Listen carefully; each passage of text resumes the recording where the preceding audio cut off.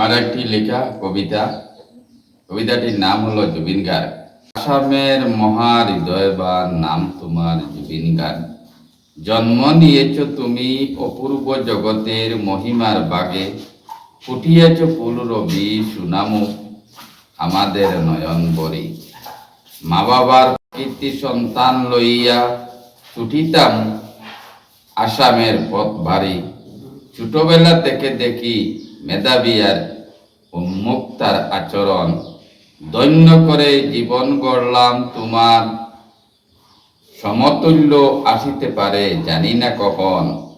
নৃত্য সঙ্গীত পরিচালনা করি আসামবাসীকে দিলাই জীবন, চিরস্মরণীয় হয়ে থাকবার মানুষের হৃদয়ের স্তরে আজীবন। এখন এমন জীবন তুমি করিলাম গঠন, স্মরণ হয়ে থাকো যেন অমর।